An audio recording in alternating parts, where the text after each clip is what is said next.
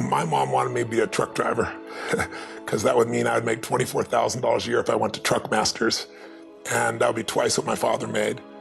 And she thought that would happen, but something inside of me said, I don't want to drive a truck. There's something else that matters more to me, and I decided I was not gonna go for money instead of passion. And the rewards have been pretty amazingly better than being a truck driver. It's not bad being a truck driver, it's just not what I was after.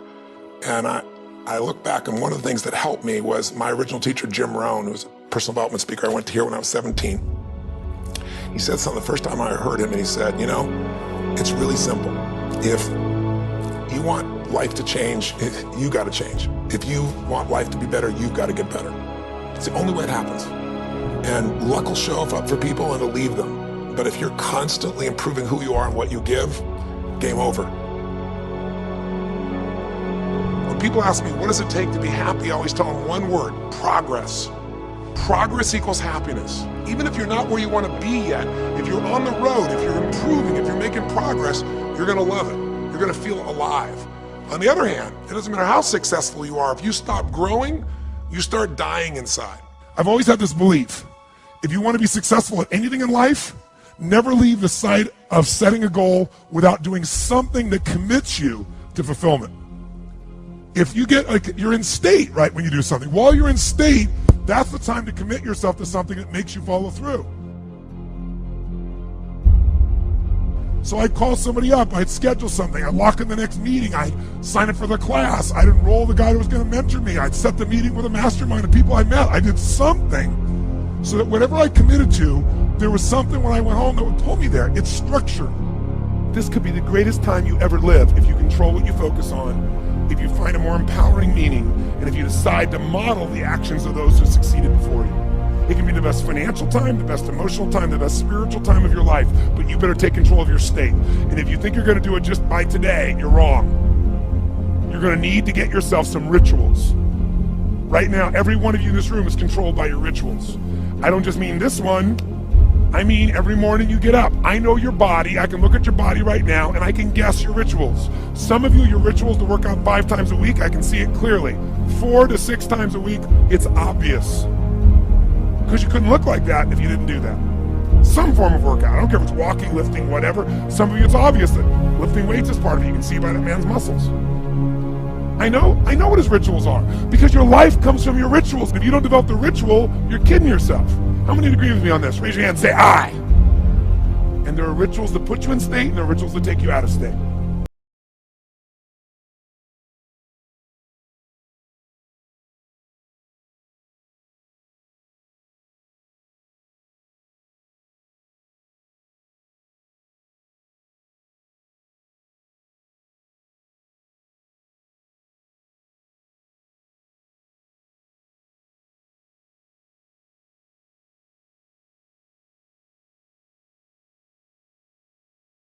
Right? When you say, boy, I'm totally committed to this, but you don't follow through. This is my expertise, the why guy part. Why? Why do you keep saying you want this? You have crystal clarity, you have the tools, and you're still not getting it? There's a conflict in you. Align your life with what is most important to you.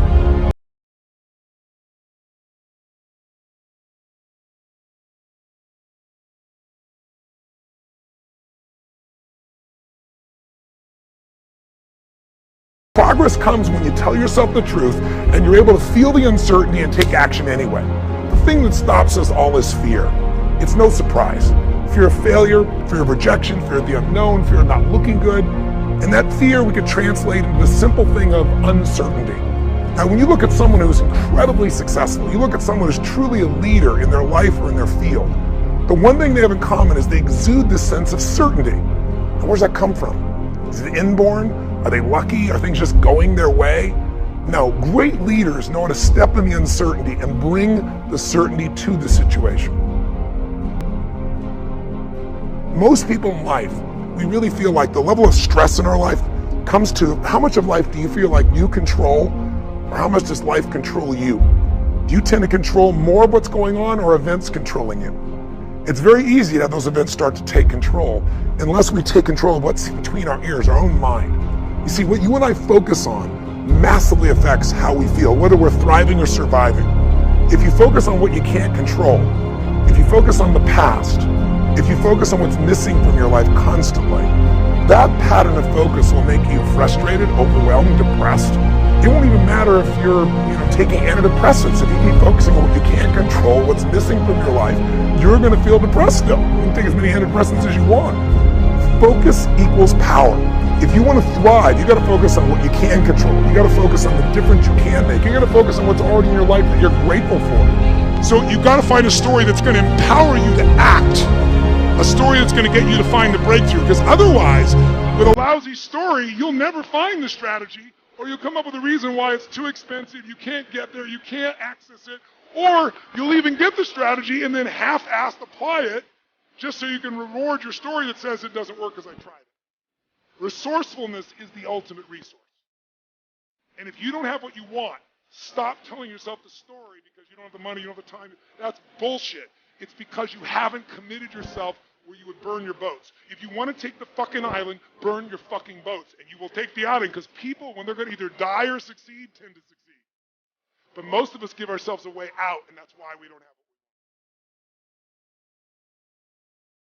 I was thinking about where this journey began for me, my desire to serve. Every day before I get on stage, I do this thing to whip myself into a peak state, and then my last words are, use me, Lord. That's my prayer.